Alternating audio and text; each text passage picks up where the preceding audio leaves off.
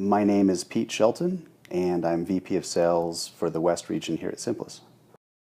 Yeah, so my underdog story starts in 1998. So I just graduated from Utah State University in Logan, Utah. Degree was information systems. I had an internship that was around that same field, but I really wanted to get into sales. And so, Logan, Utah is a small town, really not a lot of options. And I was able to find a job here in Salt Lake City for a staffing organization in outside sales. So I moved here into Salt Lake, didn't really know where to go, and found a apartment that was pretty close to where the job was, which is kind of an industrial area.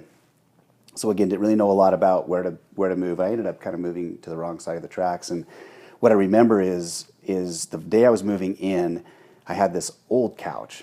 Couch looked like it probably should be, like at the landfill, and unloaded it from my truck, went inside for a second, came out, and like somebody had stolen the couch. Like they wanted the couch, and so I thought that was weird. Didn't really think much about it. About a week later, the SWAT team came and like raided the apartment upstairs and took out a bunch of people. Took them out of the apartment. Cleared the apartment out, and they weren't there anymore, which was good because they were really loud. But I mean, it was like a rough crowd that they removed from the apartment. And then the last thing that happened, I remember being maybe 2 weeks into the apartment, and I'm watching TV, and I see some lights outside flashing through the window, and I end up switching the station to the news, and it's the same lights, and they were covering like a shooting that had just happened, like right outside my apartment. So long story short, like really kind of a rough area, which was not what I was used to from a college town, in Utah, in Logan, Utah. But from the job perspective, really what this job entailed was you would need to go visit like 80, 90 businesses a day, and you would just walk in cold, ask to see the manager, the plant manager, whoever it was in these manufacturing organizations typically, and understand what we could do from a staffing perspective. So very, very, very, very, very cold, introduction, and very difficult. You got rejected a lot, right? So really, I made a decision pretty quick. Like the first month, like I wanted to be in sales.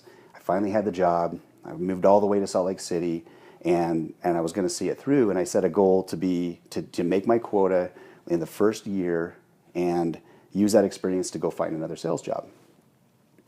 And so about 7 months into the job, I remember, I had actually outpaced my goals. I was the day I actually had achieved my goals, I was out making sales calls, and there was a new building that had just finished. They'd finished the building. It was in my territory, so I went and made a sales call to this building. And there was 3 cars in the parking lot. Went inside and was actually met by the president. They were just setting up the office space. And the building, essentially the business was a technology business, which matches my degree and matches where I really wanted to be. And they were just starting this business. They had just sold the same type of business in another state and were moving here to Salt Lake to start it again. They needed salespeople. And so I sat down with the president, did a kind of an informal interview, explained my background situation, and really was offered the job right then. So on the same day that I finally had hit my goal, I was offered a new job in the field that I wanted to be in the industry I wanted to be in, and really from that point, have been in technology and sales ever since for my entire career. So that's my underdog story. At the end of the day, it